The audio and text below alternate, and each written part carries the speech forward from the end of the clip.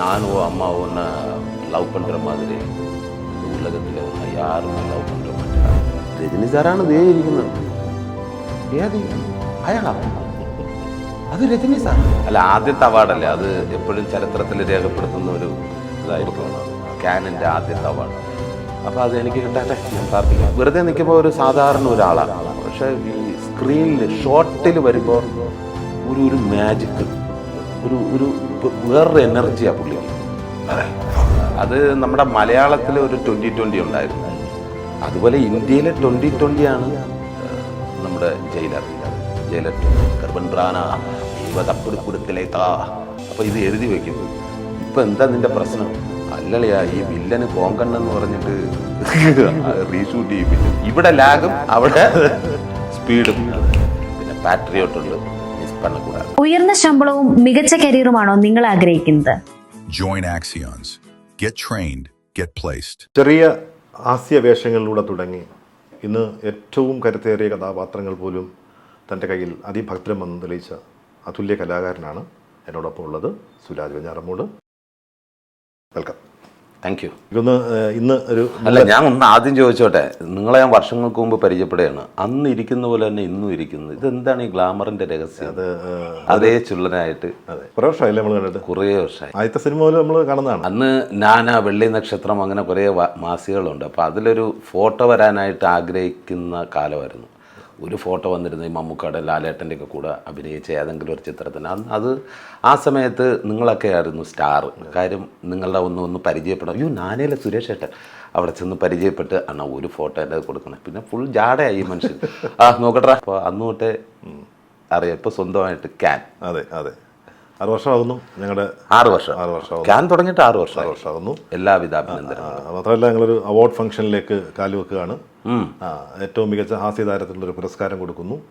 2025 ഇറങ്ങിയ മികച്ച cinema നിർത്തിവെച്ചല്ല, last സർക്കാർ അംഗീകരിച്ച അവസാനത്തെ കൊമേഡി ഞാനാ. അതെ, ഇപ്പം നിങ്ങളത് വീണ്ടും കൊണ്ടുവരുന്നു. മാത്രമല്ല, ഫൈനൽ 7 നോമിനേഷനിൽ ഒരാൾ സുരാജാണ്, ചിത്രം പടക്കളം. അപ്പോൾ എല്ലാവരും വോട്ട് ചെയ്തേക്ക്.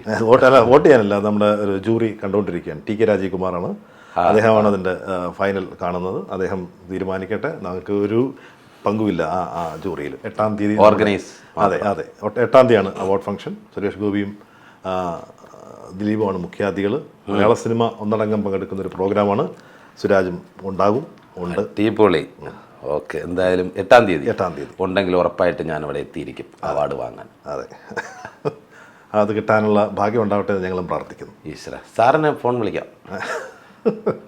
രാജകുമാർ സാറിനെ ഒന്ന് പ്രത്യേകം വിളിക്കാം. ഫോണിൽ ചിലപ്പോൾ മിക്കവാറും ആ അവാർഡ് പോയേക്കും. അല്ല, ആദ്യത്തെ അവാർഡല്ലേ അത്, എപ്പോഴും ചരിത്രത്തിൽ രേഖപ്പെടുത്തുന്ന ഒരു ഇതായിരിക്കും ക്യാനിൻ്റെ ആദ്യത്തെ അവാർഡ്. അപ്പോൾ അത് എനിക്ക് കിട്ടാട്ടെ, ഞാൻ പ്രാർത്ഥിക്കാം. അതെ, ഞങ്ങളും പ്രാർത്ഥിക്കുന്നു. അതെനിക്കൊന്ന് ഇന്ന് രാവിലെ 3:30 വന്നതാണ് ദുബായിൽ നിന്നല്ലേ?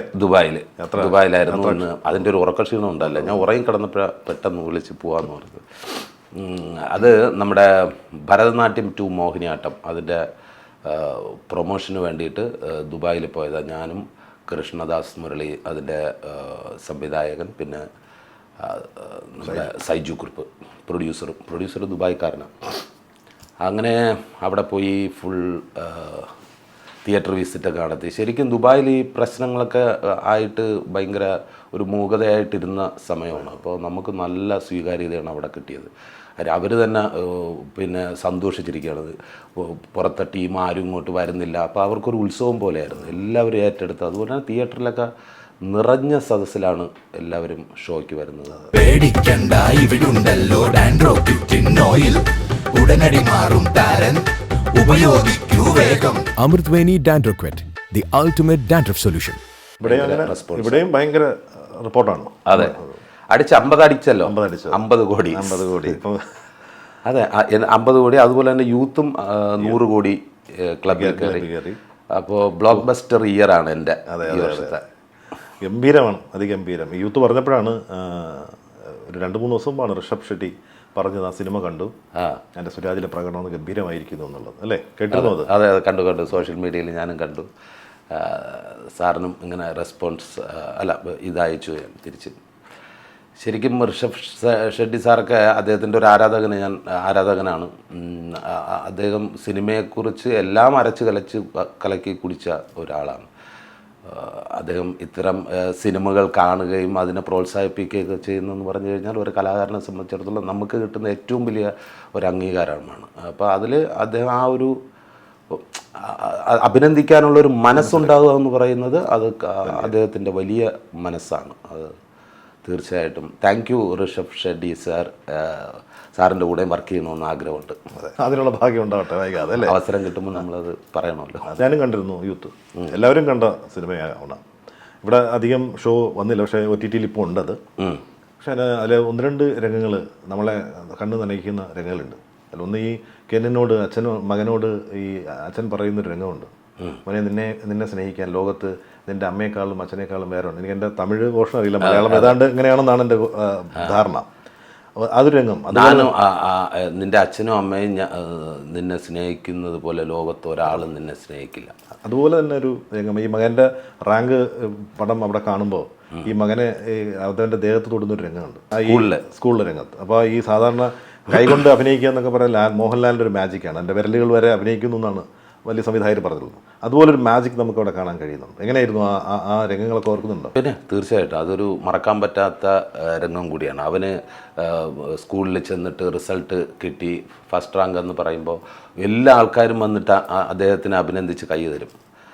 ശരിക്കും കൈ തരുമ്പോൾ ഞാനിങ്ങനെ നോക്കുന്നതേ ഉണ്ടായിരുന്നുള്ളൂ. അപ്പോൾ ഞാൻ സംവിധായകനോട് പറഞ്ഞു, സാർ ഇങ്ങനെ കൈ തരുമ്പോൾ എന്നെയും കൂടെ അപ്രീഷിയേറ്റ് ചെയ്ത് ആരെങ്കിലും കൈ തന്നു കഴിഞ്ഞാൽ കുറച്ചുകൂടി അത് ഇൻറ്റൻസ് ആയിരിക്കില്ലെന്ന് ചോദിച്ചു. അപ്പോൾ അദ്ദേഹം പറഞ്ഞു ഓക്കെ, അപ്പോൾ സാറിനും കൈ കൊടുക്കാൻ പറഞ്ഞു. അപ്പോൾ എനിക്കും ഇങ്ങനെ കൈ നിന്നിട്ട് ഞാൻ ആ ഒരു മൊമെൻറ്റിൽ ഇങ്ങനെ തോളിൽ കഴിക്കുക എന്ന് വെച്ചാൽ ഒരച്ഛന് കിട്ടുന്ന അംഗീകാരവും കൂടിയാണ് അത്.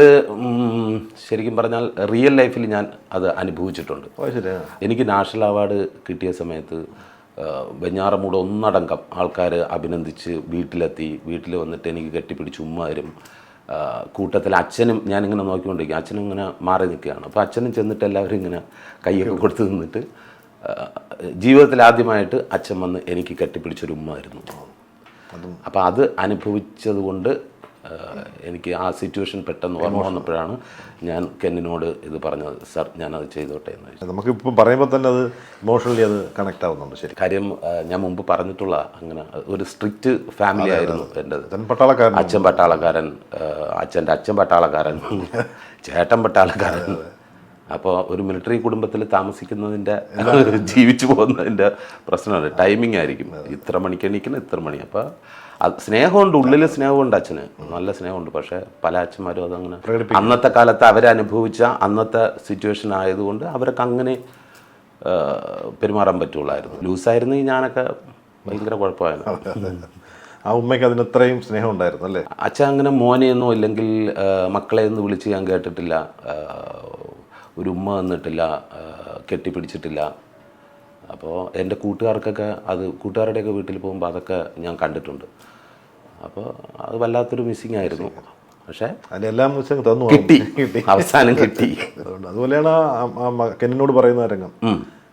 ഈ തമിഴിൽ അത് പറയാൻ ആ ഡയലോഗ് എങ്ങനെയാണെന്ന് ഓർക്കുന്നുണ്ടോ? നാനും അമ്മാവോ ഒന്നെ ലവ് പண்ற மாதிரி இந்த உலகத்தில் ஒன்று யாருமே லவ் பண்ணுற மாட்டேரா. കണ്ണ് നനഞ്ഞിട്ട് ഒരു പോക്കുണ്ട്, അവൻ്റെ ഉള്ളിൽ പെടയുന്ന ഒരു രംഗമാണ് ശരിക്കും. ഞാൻ കമ്മിറ്റ് ആവാനുള്ള കാരണവും ആ ഒരു കോർ സീനാണ്. ഓക്കെ, ആ ഒരു ഹ്യൂമർ എല്ലാത്തിലും ചെയ്തിട്ടുണ്ട്. പക്ഷെ അതൊരു സിനിമ യൂത്ത്ക്ക് വേണ്ടിയിട്ടാണെങ്കിലും, ഇപ്പോൾ യൂത്ത് ഓഡിയൻസിന് വേണ്ടിയിട്ടാണെങ്കിലും സിനിമ ഡെഡിക്കേറ്റ് ചെയ്തിരിക്കുന്ന പാരൻസ് അത് അങ്ങനെയാണ് ആ സിനിമ കൊണ്ടുപോയി നിർത്തിയിരിക്കുന്നത്. ശരിക്കും ആ യൂത്തിലേക്ക് വരുന്നത് കെൻ വിളിച്ചിട്ടാണ്? കെന്നാണോ നേരിട്ട് വിളിക്കുന്നത്? ഫസ്റ്റ് എന്നോട് പറയുന്നത് സജീവ് പാഴുവോ, നമ്മുടെ തൊണ്ടിമുതൽ ദൃസാക്ഷി റൈറ്റർ. അപ്പോൾ അദ്ദേഹം തമിഴിൽ കരുണാസാറിനെ വെച്ചിട്ടൊരു പടം ചെയ്തുകൊണ്ടിരിക്കുകയായിരുന്നു. അപ്പോൾ ആ സമയത്ത് എന്നോട് പറഞ്ഞിങ്ങനെ കരുണാസാറിൻ്റെ മകൻ കെൻ അസുരനിലൊക്കെ അഭിനയിച്ച പയ്യൻ ആദ്യമായിട്ട് ഹീറോ ആവാൻ പോകണം. അപ്പോൾ സുരാജ് അതിലൊരു അച്ഛൻ കഥാപാത്രം കൊണ്ട് ചെയ്യണമെന്ന് പറയും. ഞാൻ പിന്നെ ഈ പുതിയ സംവിധായകൻ, പുതിയ ഹീറോ, അപ്പോൾ ഒന്ന് നോക്കാൻ ചേട്ടാ, ഞാൻ ഇപ്പോൾ വലിയ പടങ്ങളിലാണ് ചെയ്തുകൊണ്ടിരിക്കുന്നത്, നോക്കട്ടെ, കഥ കേൾക്കാമെന്നൊക്കെ പറഞ്ഞു. പിന്നെ അതിനുശേഷം കരുണാസാറിനെ അവിടെ വെച്ച് കണ്ടു ചെന്നൈയിൽ. അപ്പോൾ അദ്ദേഹവും ഇങ്ങനെ പറഞ്ഞു, എന്നോட സണ്ണ് നടിക്ക പോகிற പടം നിങ്ങൾ കണ്ടിപ്പാக അത് വരണോ. ഞാൻ പറഞ്ഞു ശരി സാർ. അപ്പോഴും ഞാൻ ഫിക്സ് ചെയ്തിട്ടില്ല. അത് കഴിഞ്ഞപ്പോൾ ചെന്നൈയിൽ എൻ്റെ ഒരു ഫ്രണ്ട് ഈ കഥ കേട്ടിട്ട് പറഞ്ഞ്, சூப்பர் கதை தான், நீங்கள் மிஸ் பண்ணிடாதே, அது കേളുങ്കയെന്ന് പറഞ്ഞു.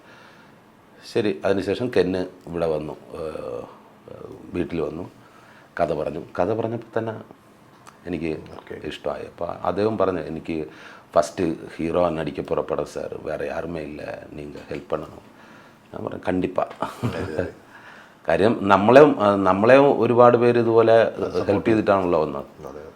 അപ്പോൾ കഥയും പിന്നെ അവൻ്റെ ആ ഫയറും അത് കണ്ടപ്പോൾ ഓക്കെ ആണല്ലേ. ഇപ്പോൾ 100 കോടി അടിച്ച് സന്തോഷം. കെൻ എന്ന് പറയുന്ന കെൻ കരുണാസ് അല്ലേ, ആ നടൻ സംവിധായകൻ, എങ്ങനെ ഉണ്ടാവും? കെന്നിനെ കുറിച്ച് പറയുകയാണെങ്കിൽ അവനൊരു സകലകലാ വല്ലഭനാണ്. 24 വയസ്സേ ഉള്ളൂ.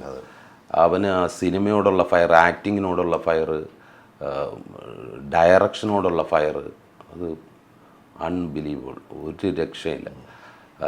കാരണം അദ്ദേഹം തന്നെയാണ് തിരക്കഥ എഴുതിയിരിക്കുന്നത്, അദ്ദേഹം തന്നെയാണ് അതിൻ്റെ ലിറിക്സ്, പിന്നെ അദ്ദേഹം തന്നെയാണ് അതിൻ്റെ കൊറിയോ, പാട്ടിൻ്റെ കൊറിയോ, ഫൈറ്റിൻ്റെ കൊറിയോ, പിന്നെ സീനുകളെല്ലാം പ്രീ ഷൂട്ട് ചെയ്ത് വെച്ചിട്ടുണ്ട് മൊബൈലിൽ. അപ്പോൾ കഥ പറയാൻ വന്നപ്പോൾ എനിക്ക് അതാ കാണിച്ചു തന്നത്. സർ ഇത് താ ഞാൻ ഞെട്ടിപ്പോയി. എല്ലാ സീനും അവൻ ആക്ട് ചെയ്ത് ഇതിൽ വെച്ചേക്കുക, അവൻ്റെ കൂടെയുള്ള ഗ്യാങ്ങിനെ വെച്ചിട്ട്. പിന്നെ 1.5-2 വർഷം കൊണ്ടാണ് പുള്ളി അത് സ്ക്രിപ്റ്റിലിരുന്ന് വർക്ക് ചെയ്ത് ഷൂട്ട് ചെയ്ത് വെച്ചിട്ടുണ്ട്. അപ്പോൾ എല്ലാ വിഷയത്തിനെക്കുറിച്ച് നല്ല വ്യക്തത അദ്ദേഹത്തിനുണ്ട്. പിന്നെ ആക്ടിങ് അസുരനിൽ ഞാൻ കണ്ടിട്ടുള്ളത് സൂപ്പറാണ്. എനിക്ക് തോന്നുന്നു അടുത്ത ഉടനെ തന്നെ തമിഴിന് ഒരിക്കലും ഒഴിച്ചുകൂടാൻ പറ്റാത്ത ഒരു ബിഗ് സ്റ്റാറായിട്ട് കെൻ കരുണാസ് മാറും. രാജൻ്റെ പ്രവചനമാണ് ശരിക്കും. അയ്യോ, അത്രയും ഫയറുണ്ട്. കാര്യം ഞാൻ പറഞ്ഞില്ല, എല്ലാം പിന്നെ അവർക്കും ഉണ്ട് ബാക്ക്ഗ്രൗണ്ടും അതുപോലെയാണ്. കരുണാസ് സാറും ഇതുപോലെ കലാകാരനാണ്, ആക്ടറാണ്, സ്റ്റേജ് ഷോയിൽ നിന്ന് വന്ന ആളാണ്. അമ്മ വലിയൊരു പാട്ടുകാരിയാണ്, മ്യൂസിക് ഡയറക്ടറാണ്. അപ്പോൾ എല്ലാം കൊണ്ടും അത് ഇരുന്ന് ഗോഡ് ഗിഫ്റ്റ്. തമിഴ് ഇപ്പോഴും നന്നായിട്ട് സംസാരിക്കുന്നത് വെച്ചാൽ എനിക്കറിയില്ല. ആ ഒരു മലയാള ചുവയോട് കൂടിയ തമിഴാണ് നമുക്ക് കേൾക്കാൻ പറ്റുന്നത്. പക്ഷേ ഈ സാധാരണ സുരാജ് തമാശ പറയുമ്പോൾ ഒക്കെ നമുക്കൊരു അത്ഭുതമല്ല. ഏത് വേദിയിലും കഥകളൊക്കെ പറഞ്ഞ് നമ്മൾ ചിരിപ്പിക്കാറുണ്ട്. പക്ഷേ ഈ ധീരവീരശൂരൻ്റെ ഒരു പ്രമോഷൻ പരിപാടിയിൽ തമിഴിലാണ് പറയുന്നത്. എങ്ങനെ ഗംഭീരമായിട്ട് ആളുകൾക്കൂടെ ഇത്രയും തമാശ പറഞ്ഞ് ചിരിപ്പിക്കാൻ പറ്റിയ ഒരു അന്ന് ആ സിനിമയെക്കാൾ ഹിറ്റായിരുന്നു ആ പ്രൊമോഷൻ. ഒരുപാട് പേര് ആ ഇൻ്റർവ്യൂ കണ്ടിട്ട് കിടിലം കമൻറ്റുകളാണ് പറഞ്ഞത്. ഇപ്പോൾ തമിഴിലെ സിലംബരച്ചൻ സിംബു സാറ് എനിക്ക് എന്നെ കോൾ ചെയ്തിരുന്നു. അപ്പോൾ പുള്ളിയും പറഞ്ഞു, എനിക്ക് നിങ്ങളുടെ പടവും ഇഷ്ടമാണ്, നിങ്ങളുടെ ഇൻ്റർവ്യൂ ബ്ലാസ്റ്റ്. അത് ശരിക്കും അതിന് വേണ്ടിയിട്ട് അങ്ങനെ എടുത്തതല്ല, അത് ഇൻ്റർവ്യൂവിൽ നടൻ സംഭവിച്ച കാര്യങ്ങൾ ഞാൻ പറഞ്ഞതാണ്.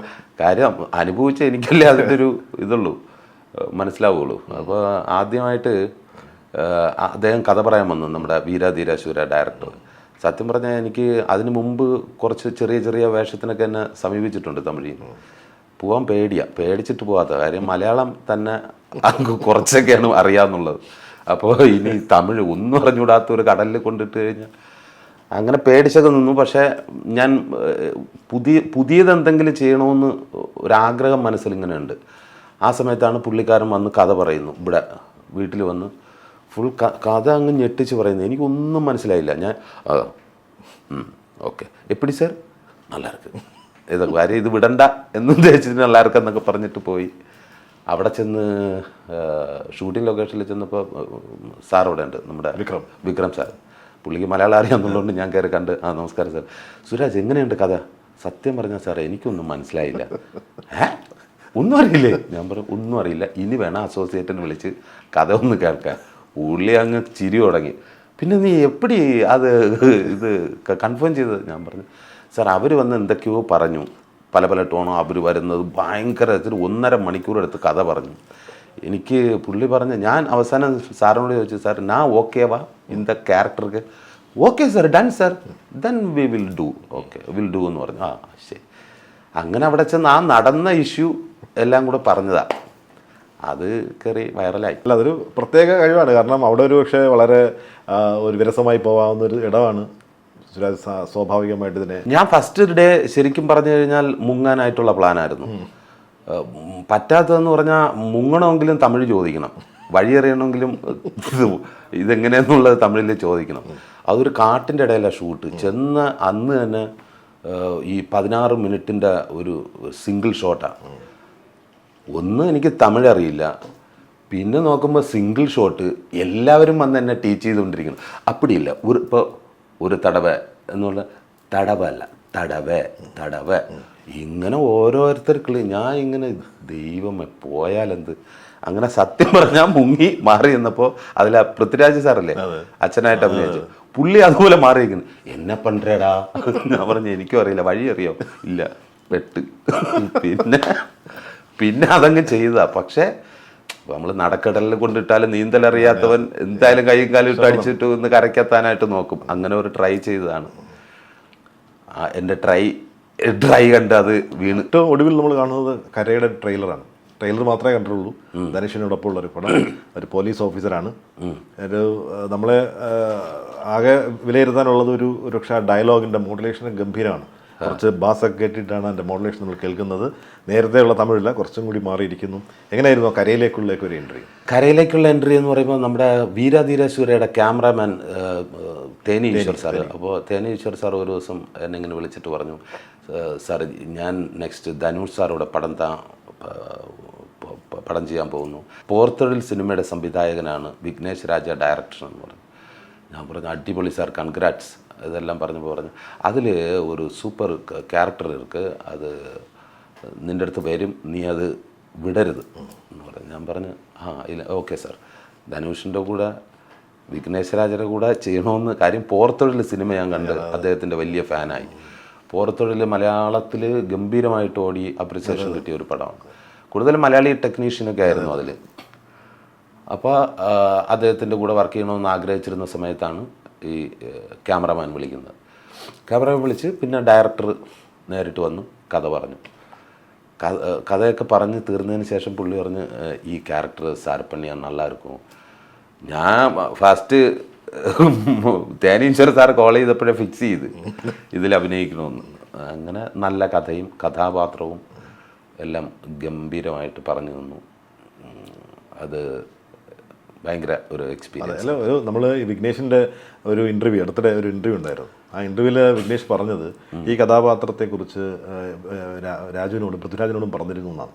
അതായത് ശരിക്കും പൃഥ്വിരാജ് ചെയ്യാനിരുന്ന വേഷമാണ്, അല്ലെങ്കിൽ അങ്ങനെ ഒരു അയാളോടും പറഞ്ഞിരുന്ന വേഷമാണ് സുരാജിലേക്ക് വരുന്നു എന്നുള്ളതും കൂടാണ് മറ്റൊരു. എന്നോട് അത് പറഞ്ഞില്ല. 2-3 പേരെ മനസ്സിൽ കണ്ടാണ് എഴുതിയത്. പിന്നെ അവസാന റൗണ്ടിൽ എന്നിലേക്ക് വന്നു. എന്തായാലും ഉഗ്രൻ കഥാപാത്രം, ഇതുവരെ ചെയ്യാത്ത തരത്തിലുള്ള കഥാപാത്രമാണ്. എല്ലാവർക്കും ഇഷ്ടപ്പെടുന്നൊരു പടമാണ് കര. എല്ലാവരും കറ എന്നൊക്കെയാണ് പറയുന്നത്, കറ അല്ല കര. വരുന്ന ഏപ്രിൽ 30-ാം റിലീസ്. എല്ലാവരും തിയേറ്ററിൽ പോയി കാണണം. പിന്നെ പാട്രിയോട്ട് ഉണ്ട്, മിസ് പണ്ണക്കൂടാതെ. അതഭിനയിച്ചിട്ടില്ലല്ലോ? ഇല്ല അഭിനയിച്ചില്ലെങ്കിലും നമ്മൾ വെയിറ്റിംഗ് ആണ്. ഫസ്റ്റ് ഡേ തന്നെ കാണും. പിന്നെ ഉറപ്പല്ലേ, എല്ലാവരും ഉള്ളത് കൊണ്ട് മാത്രമല്ല, അത്രയും ഒരു ബിഗ് ബഡ്ജറ്റ് ചിത്രം നമ്മുടെ മലയാളത്തിൽ വരുമ്പോൾ നമുക്ക് അഭിമാനമാണ്. അപ്പോൾ തീർച്ചയായിട്ടും അത് വെയിറ്റിംഗ്. ധനുഷിൻ്റെ 54-ാം ചിത്രമാണ് കര. അപ്പോൾ ആ സിനിമയിൽ ധനുഷ് എന്ന് പറയുന്നൊരു നടൻ പല രീതിയിൽ ഇൻ്റർപ്രറ്റ് ചെയ്തിട്ടുണ്ട്, വ്യാഖ്യാനിക്കപ്പെട്ടിട്ടുണ്ട് പല രീതിയിൽ. ഏതാണ് സുരാജിന് അറിയാവുന്ന ധനുഷ് എങ്ങനെയുള്ള ആളാണ്? സത്യം പറഞ്ഞു കഴിഞ്ഞാൽ ഞാൻ ഈ മിമിക്രി ട്രൂപ്പുമായിട്ട് നടക്കുന്ന സമയത്ത് എനിക്ക് ഈ ധനുഷിനെ അറിയില്ല. അന്ന് നമ്മളെ ഈ പ്രോഗ്രാമിൽ ഉള്ള ഒരു മെയിൻ ഐറ്റം, ട്രൂപ്പിൻ്റെ മെയിൻ ഐറ്റം എന്ന് പറഞ്ഞാൽ ഡൂപ്പുകളെ വെച്ചിട്ടുള്ള ഡൂപ്പ് ഷോ ഉണ്ട്. മമ്മൂക്കയുടെ ഫിഗർ, ലാലേട്ടൻ്റെത്, സുരേഷ് ഏട്ടൻ്റെത്. അപ്പോൾ ഇവരുടെയൊക്കെ ഫിഗർ കാണിക്കുമ്പോൾ കിട്ടുന്ന ക്ലാപ്പ് എന്ന് പറഞ്ഞാൽ ഇപ്പോഴും കാണിച്ചാൽ കിട്ടും. അവരെ കൊണ്ട് തന്നെയാണ് ഞാൻ കുറേ ജീവിച്ചത്. ഇപ്പോഴും സ്റ്റേജിൽ കയറി മമ്മൂക്ക, ലാലേട്ടൻ. അപ്പോൾ അന്നത്തെ സമയത്ത് ഭയങ്കര ക്ലാപ്പാണ്. കാര്യം ഇതൊരു പുതുമയാണ് ജനങ്ങൾക്ക്. 2002, 3, 4 കാലഘട്ടത്തിലൊക്കെ. അപ്പോൾ ആ സമയത്ത് ഇങ്ങനെ ഡൂപ്പ് ഷോ ഞാൻ ഇങ്ങനെ അനൗൺസ് ചെയ്ത് ഓരോരുത്തരായിട്ട് വന്ന് പോയിക്കൊണ്ടിരുന്നപ്പോൾ നമ്മുടെ ട്രൂപ്പിലെ ഒരു മാനേജർ വന്ന് പറഞ്ഞു, സുരാജ് ഇനി പുതിയൊരു ഫിഗറും കൂടെ വന്നിട്ടുണ്ട്, ധനുഷ് അതാരാ, കിടിലോണ്, തമിഴിലെ ഇപ്പോഴത്തെ ഒരു ഹീറോ ആണ്. ഞാൻ പറയും ഏത് പടം? കാതൽ കൊണ്ടേ. അപ്പോൾ കോളേജിലാണ് പ്രോഗ്രാം. കാതൽ കൊണ്ടേ ഞാൻ ഇതുവരെ കണ്ടില്ല, നീ അനൗൺസ് ചെയ്യാൻ പറഞ്ഞു. കാതൽ കൊണ്ടേ ഫെയിം ധനുഷ്. എന്നിട്ട് ഞാനിങ്ങനെ നോക്കിയിരുന്നു. ഒരാൾ, ഒരു പയ്യനവിടെ നിൽക്കുന്നു, മറ്റേ ദേവതയെ കണ്ടേൻ, ആ പാട്ടിൽ ഇവൻ എൻട്രി ആയി. ഞാൻ ഞെട്ടിപ്പോയി. കാര്യം എനിക്ക് ഈ ഫിഗർ അറിയില്ല, ആരാണെന്ന് ആ ഡ്യൂപ്പ് എനിക്ക് അറിയില്ല, ധനുഷിനെ അറിയില്ല. അപ്പോൾ ഈ മമ്മൂക്കാക്ക് ലാലേട്ടനും ഒക്കെ കിട്ടുന്ന അതേ ക്ലാപ്പ് ഇദ്ദേഹത്തിനും കിട്ടുന്നു. ഒരു പയ്യനും ഇങ്ങനെ ഇത്രയും, ഞാൻ ഇത് അത്ഭുതപ്പെട്ടു പോയി. പ്രോഗ്രാം എല്ലാം കഴിഞ്ഞ് ശരിക്കും ഞാനാണ് ട്രൂപ്പിലെ ഹീറോ. ഞാൻ വിചാരിച്ചു ഇപ്പം പിള്ളേരൊക്കെ വരും ഓട്ടോഗ്രാഫ്. ഇത് കഴിഞ്ഞതും ബാക്കി ഷോയൊന്നും കാണാൻ ആൾക്കാർ നിൽക്കണല്ലോ, നേരെ ഇവനെ കാണാനായിട്ട് ബാക്കിൽ വരുന്നു. ഇവൻ്റെ ചുറ്റുവട്ടത്ത് അത്രയും പെൺപിള്ളേർ ആൺപിള്ളേർ വന്നിട്ട് ഇത് ഓട്ടോഗ്രാഫൊക്കെ ഇട്ടിട്ട് പോകണം. ഞാൻ അവിടെ നിന്ന് മെഴുകി. ഇതെല്ലാം കഴിഞ്ഞതിന് ശേഷം ഞാൻ അവനെ കൊണ്ട് രണ്ട് റൗണ്ട് ബൈക്കിൽ പിന്നെ അവൻ എൻ്റെ ആളായി. അതിനുശേഷം ഞാൻ പിറ്റേന്ന് നിന്ന് പടം കണ്ട് അയ്യോ അന്ന് തൊട്ട് അദ്ദേഹത്തിൻ്റെ ഫാനായി. കാതൽ കൊണ്ടേ ചിത്രം കണ്ടവർക്കറിയാം, അതിൻ്റെ ഒരു ക്ലൈമാക്സ് പോർഷനുണ്ട്. ആ പെണ്ണ് കൈവിട്ടിട്ട് ചിരിച്ചുകൊണ്ട് അദ്ദേഹം താഴേക്ക് പോകുന്നു. ഒരു രക്ഷയില്ല. അത് ഉഗ്രം പെർഫോമൻസ് ആയിരുന്നു. അന്ന് തൊട്ട് അദ്ദേഹത്തിൻ്റെ ഫാനായി. പിന്നെ അതിനുശേഷം അദ്ദേഹത്തിൻ്റെ മിക്ക ചിത്രങ്ങളും കണ്ടിട്ടുണ്ട്. പിന്നെ സിനിമ ആഗ്രഹമൊക്കെ വന്ന സമയത്ത് അദ്ദേഹമായിട്ട് അഭിനയിക്കണമെന്ന് ഭയങ്കരമായിട്ട് ആഗ്രഹിച്ചു. അത് ഈ കര പടം കാരണം അത് സംഭവിച്ചു. ധനുഷ് സാറ് എന്ന് പറയുമ്പോൾ ശരിക്കും ഒരു സ്റ്റാർ പെർഫോമറാണ് അദ്ദേഹം. എനിക്ക് തോന്നുന്നു കമേഴ്ഷ്യൽ പടങ്ങളും ഇഷ്ടംപോലെ ചെയ്യും. അതുപോലെ തന്നെ ഈ ക്യാരക്ടറിന് ഇമ്പോർട്ടൻ്റ് ആയിട്ടുള്ള അസുരൻ, മരിയാൻ, വടച്ചെന്നൈ എന്ന് പറയുന്ന അത്തരത്തിലുള്ള ആടുകളം അമ്മാതിരിയുള്ള സിനിമകളും ചെയ്യും. അപ്പോൾ അതുകൊണ്ടാണ് അദ്ദേഹം ഒരു സ്റ്റാർ പെർഫോമർ എന്ന് പറയാൻ ഞാൻ ആഗ്രഹിക്കുന്നത്. സെറ്റിൽ വെച്ചാണ് ആദ്യമായിട്ട് കാണുന്നത് തന്നെ? ഈ സെറ്റിൽ കണ്ടിട്ടില്ല. ഞാൻ അത് സാറിനോട് പറഞ്ഞിങ്ങനെ, എനിക്ക് ഫസ്റ്റ് അറിയില്ലായിരുന്നു. പിന്നെ കണ്ട് കുറേ ചിരിച്ചു, വർത്താനൊക്കെ പറഞ്ഞു. അദ്ദേഹവും സിനിമ കണ്ടിരുന്നു. ഓഡിയോ ലോഞ്ചിൻ്റെ അന്ന് എന്നെ ഹഗ് ചെയ്തിട്ട് പറഞ്ഞു നൈസ് എന്ന് പറഞ്ഞു. അപ്പോൾ അദ്ദേഹത്തിനെ പോലുള്ളൊരു ആക്ടറൊക്കെ കണ്ടിട്ട് ഗംഭീരം എന്ന് പറയുമ്പം ഭയങ്കര സന്തോഷം. അതെ, നേരത്തെ ഈ പാട്രിയറ്റ് പറഞ്ഞ പോലെ ഞങ്ങൾക്ക് ഒരു ഭയങ്കര എക്സൈറ്റ്മെൻറ്റ് തരുന്ന ഒരു അതുക്കും മേലെ എന്നൊക്കെ പറയാം. നമുക്കല്ല, ഇന്ത്യ ഫുള്ളാവേ വെയിറ്റിംഗ് പാട്രിയോട്ട്. അല്ല, അത് മാത്രമല്ല, അതുപോലെ ഞങ്ങൾ വെയിറ്റ് ചെയ്യുന്നൊരു പടമാണ് ജയിലർ 2. അപ്പോൾ അതൊരു അതിൽ രജനീകാന്തിനോടൊപ്പം അഭിനയിക്കുന്നു. ഒരാൾക്ക് ഒരു ആക്ടറിനൊക്കെ ഒരു വലിയ ഒരു സ്വപ്നമാണ്, ഒരു ചില താരങ്ങളോടൊപ്പം അവനും. എങ്ങനെയുണ്ടായിരുന്നു ശരിക്കും അദ്ദേഹത്തുമായിട്ടുള്ളൊരു ആക്ടിങ് എക്സ്പീരിയൻസ്? ശരിക്കും നമ്മൾ ട്രൂപ്പിൽ അന്നൊക്കെ സാഗരയുടെ തിരുവനന്തപുരം സാഗരയുടെ ഗാനമേളയിൽ അദ്ദേഹത്തിൻ്റെ ഡ്യൂപ്പായിട്ട് വന്നിട്ട് പാടും. ആ നാട്ടക്കാരന ഇത് കാണാൻ വേണ്ടിയിട്ട് നമ്മൾ പോകും. ഇദ്ദേഹത്തിൻ്റെ ഒരു ഷോ അണ്ണം കണ്ടിട്ടുണ്ടാവും. സാഗരയുടെ ഗംഭീര ഗാനമേളയാണ്. അപ്പോൾ അതിൽ പിന്നെ അദ്ദേഹം കേരളത്തിലെ ഒട്ടുമിക്ക ട്രൂപ്പിലും ഗസ്റ്റ് കളിക്കാൻ പോകും. പിന്നെ അദ്ദേഹത്തിൻ്റെ ഒരു പ്രശ്നം എന്ന് പറഞ്ഞാൽ ആ വേഷത്തിൽ തന്നെ എപ്പോഴും നടക്കുകയും ചെയ്യും ആ കലാകാരൻ. അപ്പോൾ അദ്ദേഹത്തിൻ്റെ ഭാഷ, മുത്തു ഇതെല്ലാം കണ്ട് ഭയങ്കരമായിട്ട് ആഗ്രഹിച്ചിരുന്നു. എപ്പോഴെങ്കിലും ഒരു പ്രാവശ്യം നേരിട്ട് കാണണം ഈ മനുഷ്യൻ, ഇങ്ങനെ ഒരു ആളിനെ നേരിട്ട് കാണണമെന്ന് ആഗ്രഹിച്ചിരുന്നു. അത് നമ്മുടെ ജയിലർ പടത്തിൽ നെൽസൺ സാറിൻ്റെ നെൽസൺ സാറിൻ്റെ വലിയൊരു ഫാനാണ് ഞാൻ. കാര്യം അദ്ദേഹത്തിൻ്റെ സിനിമകളെല്ലാം വളരെ സീരിയസ് ആയിട്ടുള്ള ഇതിൽ ഹ്യൂമർ പറയും. ഡാർക്ക് ഹ്യൂമറിൻ്റെ ആളാണ്. അതെനിക്ക് തോന്നുന്നു ഇന്ത്യയിലെ നമ്പർ 1 ഡാർക്ക് ഹ്യൂമർ ഡയറക്ടർ അദ്ദേഹം തന്നെ ആയിരിക്കും. അദ്ദേഹത്തിൻ്റെ എല്ലാ പടങ്ങളിലും അതുപോലെയാണ്. ഹ്യൂമറിലാണ് ഇൻറ്റൻസായ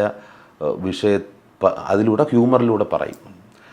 അങ്ങനെ രജനി സാറിനെ ആദ്യമായിട്ട് കാണുന്നത് നമ്മുടെ അട്ടപ്പാടിയിൽ ഞാൻ എൻ്റെ മേക്കപ്പ് ടെസ്റ്റിന് ചെല്ലാൻ പറഞ്ഞു. അങ്ങനെ അവിടെ ചെന്നപ്പോൾ മേക്കപ്പ് ടെസ്റ്റ് എല്ലാം കഴിഞ്ഞ് പുറത്തിറങ്ങി ഞാൻ ചോദിച്ചു, രജനി സാർ ഇന്നുണ്ടോ? അപ്പോൾ ഞാനവിടെ കയറി പോകുന്ന സമയത്ത് അവിടെ ആരൊക്കെ ഇരിക്കുന്നു, ഞാൻ എല്ലാം ഒരു റൗണ്ട് ഇങ്ങനെ നോക്കി, കാണാനില്ല. അപ്പോൾ ഒരാൾ കസരയിട്ടിരിക്കുന്നു, രജനി സാർ എവിടെ ഉണ്ട്? രജനി സാറാണ് ദേ ഇരിക്കുന്നത്. ഏത് അയാളാ? അത് രജനി സാറാ? നോക്കി ഞാൻ നേരെ അടുത്ത് നിന്ന് പെട്ടെന്ന് പുള്ളി എണീറ്റ്, പേടിച്ചതാണോ എന്തോ, എണീറ്റ് വണക്കം സാർ എന്ന് പറഞ്ഞ് ഇരിക്കാൻ പറഞ്ഞ് ഇരുന്ന് വീര ധീര ശൂര പടം കണ്ടു. നല്ല പടമായിരുന്നു, നല്ല പെർഫോമൻസും. ഇതിലെ കഥ കേട്ടാന്ന് ചോദിച്ച് ഞാൻ ഒന്ന് കേട്ടാച്ചു സാർ. എപ്പിടി ഇருக்கு? நல்லா இருக்கு സാർ, സൂപ്പർ പണുങ്ക എന്ന് പറഞ്ഞ് കുറച്ച് നേരം വർത്താനം പറഞ്ഞ നമ്മൾ കാണുമ്പോഴല്ല അദ്ദേഹത്തിൻ്റെ കൂടെ അഭിനയിക്കുന്നതെന്ന് പറഞ്ഞാൽ ടാസ്ക്കാണ്. കാര്യം നമ്മൾ കണ്ട ഭാഷ, മുത്തു, പിന്നെ മമ്മൂക്ക പുള്ളിയായിട്ട് ദളപതി ഇതെല്ലാം കണ്ട് വലിയ ഫാനല്ലേ. അപ്പോൾ അവിടെ ചെല്ലുമ്പോൾ പല ക്യാരക്ടറും ഇങ്ങനെ മനസ്സിൽ ഓടിക്കൊണ്ടേയിരിക്കും സാറ് അഭിനയിച്ച. അപ്പോൾ അതെല്ലാം പറഞ്ഞു ടാസ്ക്കാണ് കൂടെ അഭിനയിക്കുന്നത്. നമുക്ക് ഇത് ഭാഷ ഇതെല്ലാം കയറി വരും. പക്ഷെ അതിൻ്റെ കൂടെ പിടിച്ച് നിൽക്കുക എന്നുള്ളതാണ് നല്ല സപ്പോർട്ടാണ്.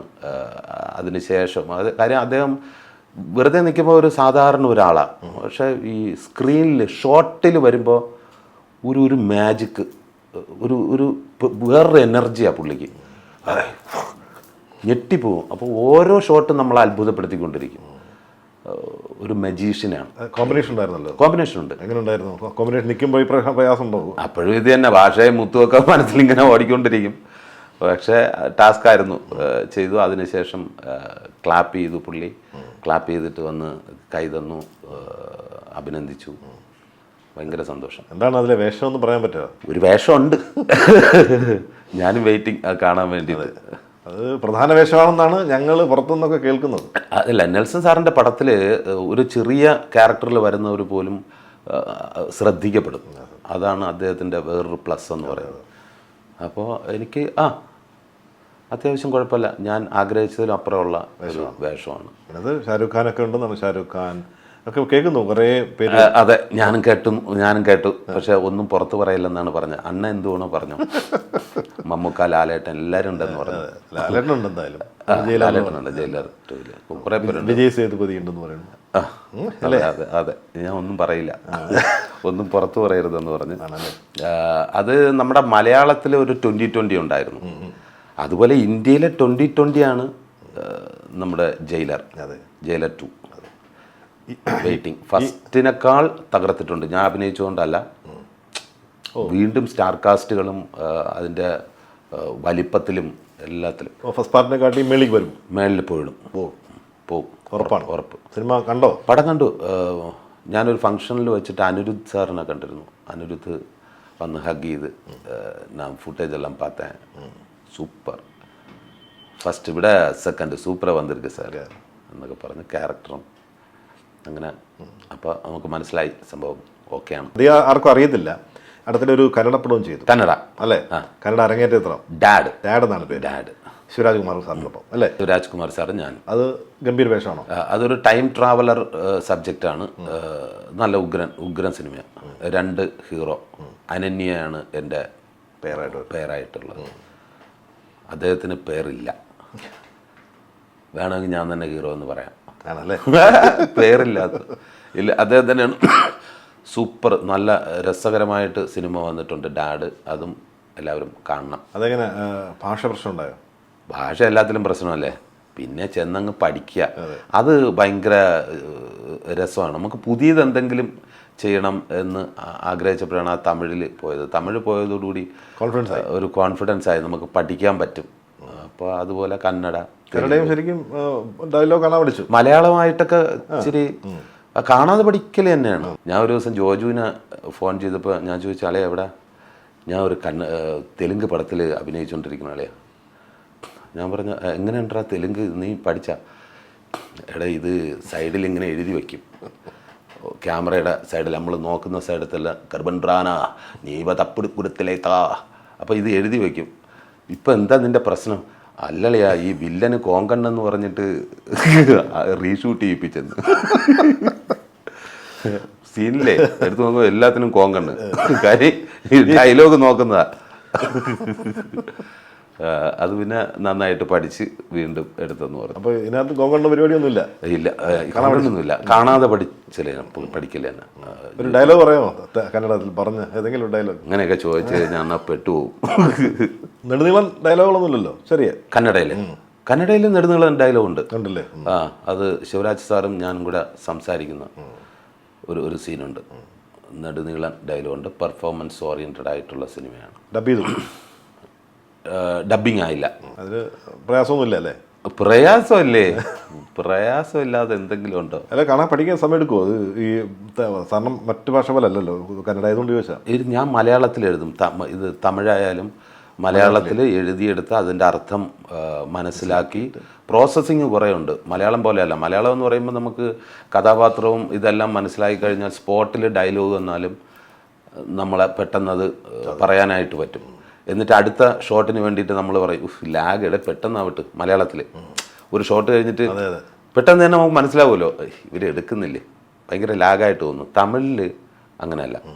തമിഴിൽ ചെന്നിട്ട് നമ്മളിത് എഴുതി ഇതിൻ്റെ അർത്ഥം മനസ്സിലാക്കി അത് പഠിച്ച് അത് ബൈഹാർട്ട് ചെയ്ത് അത് ഉള്ളിൽ പോയിട്ട് പിന്നെയാണ് ആക്ടിങ് ആയിട്ട് വരുന്നത്. അപ്പോൾ പ്രോസസ്സിങ് കുറേ ഉണ്ട്. അവിടെ ഒരു ഷോട്ട് കഴിഞ്ഞിട്ട് ഞാൻ ഇരിക്കുമ്പോൾ വീണ്ടും അവർ വന്നിട്ട് സാർ റെഡി സാർ. അപ്പോൾ ഞാൻ അവരോട് പറയട്ടെ നാളെയാണോ റിലീസ്, ഇതൊന്ന് പഠിക്കട്ടാ.